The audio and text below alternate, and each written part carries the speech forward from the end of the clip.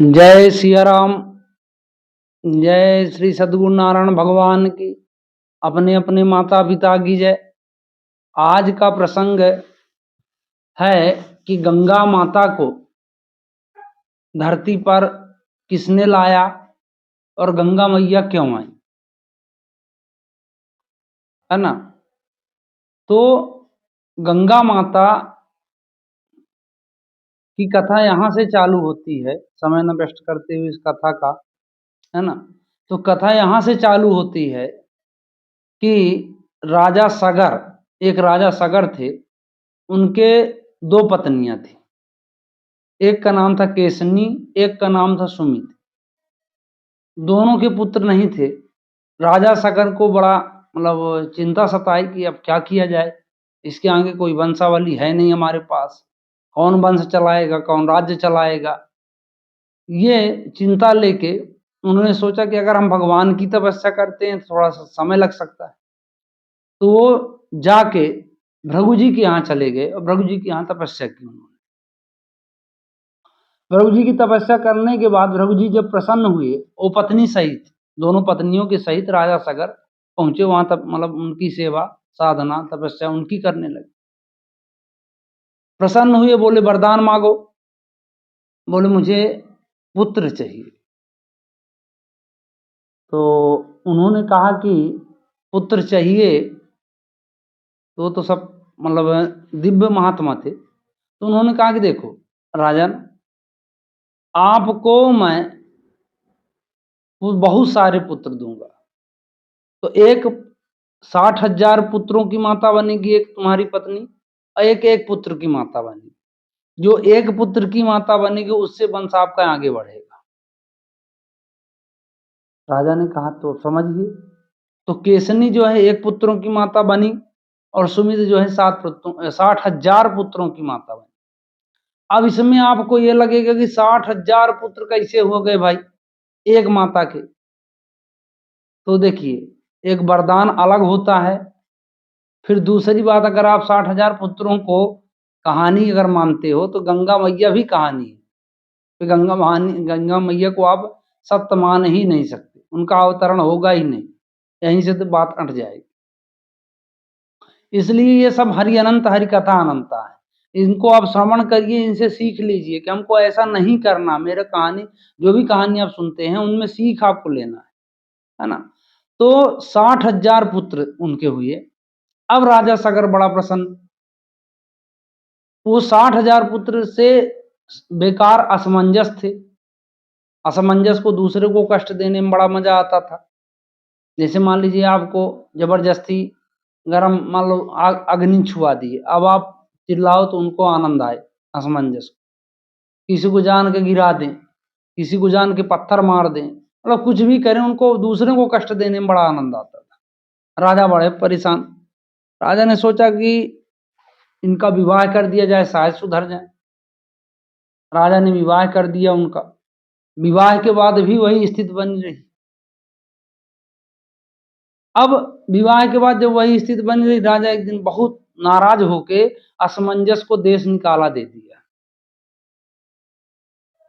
पर उसके पहले असमंजस की जो धर्मपत्नी थी वो गर्भवती हो चुकी, असमंजस चले गए।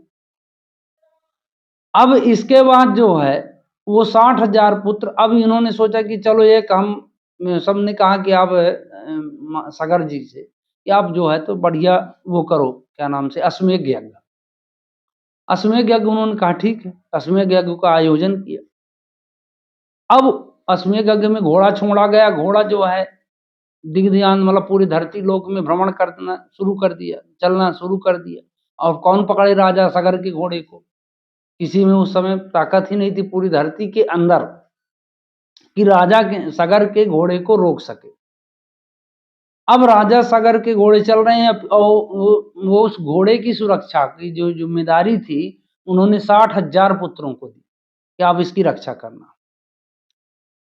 इंद्र के दिमाग में ये बात आई कि अगर इनका अश्वमेध यज्ञ पूरा हो जाता है तो हो सकता है कि हमारी कुर्सी खतरे में आ जाए। कुर्सी के लिए लोग बाग साम दाम दंड भेद आदि भी लगा देते हैं, कल भी था। तो कुर्सी बड़ी अजीब है।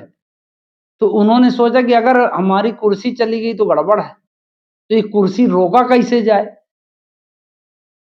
अब कुर्सी रोकने के लिए उन्होंने उस घोड़े को चुराकर कपिल मुनि जो है मतलब रसातल में रहते थे वहां, है ना, पाताल लोग जिसको बोल सकते, वहां ले आगे जाके छिपा दी।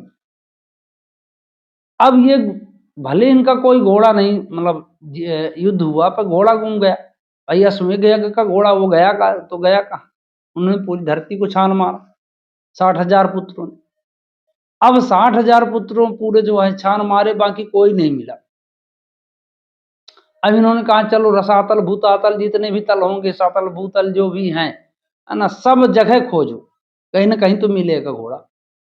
जब पहुंचे ये तो कपिल मुनि के आश्रम में इंद्र जी बांध के चले आए थे। अब इनको घमंड तो था क्योंकि हम 60,000 हैं, हमारा कौन क्या बिगाड़ सकता है।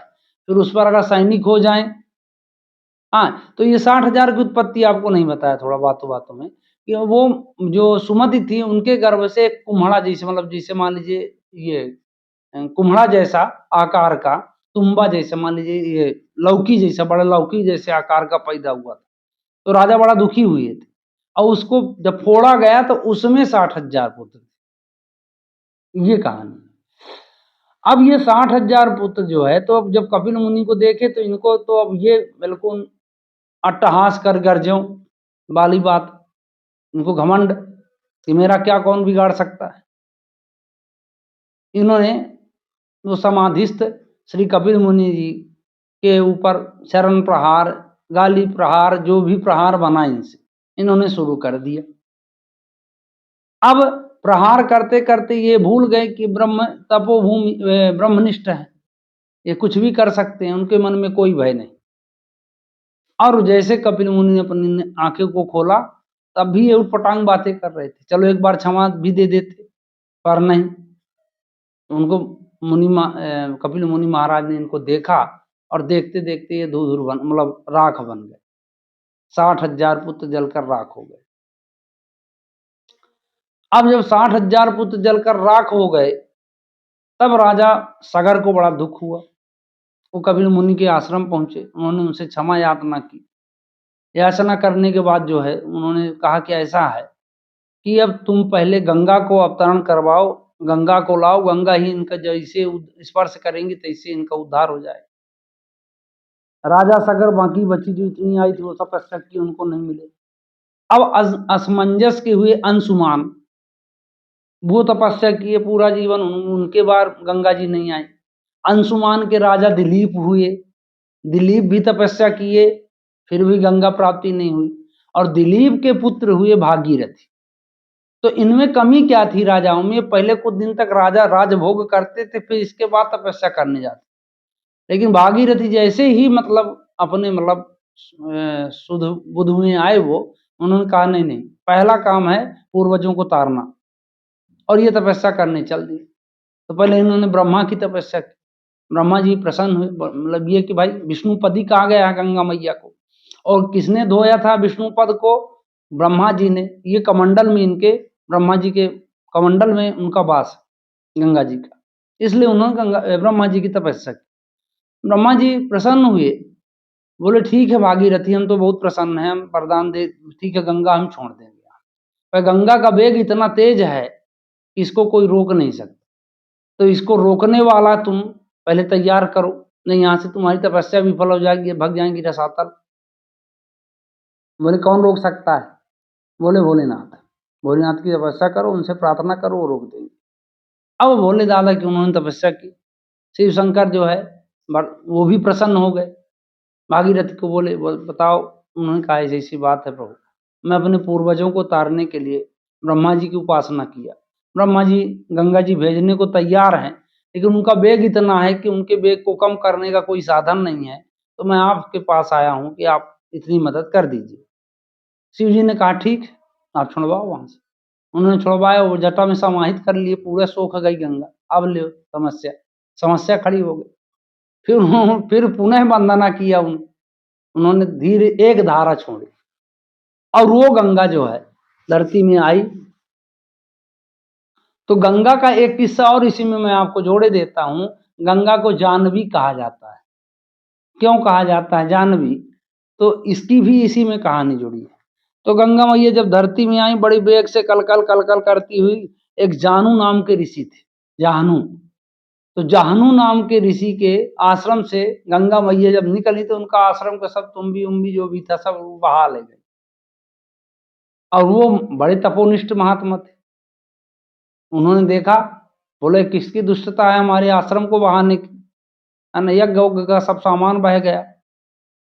उन्होंने कहा चलो मैं बताता हूँ, तुम्हारी दुष्टता का ये दंड देता हूँ। भागीरथी ने समझाया, उन्होंने कुछ नहीं सुना, मुंह फाड़ा, पूरी गंगा अंदर।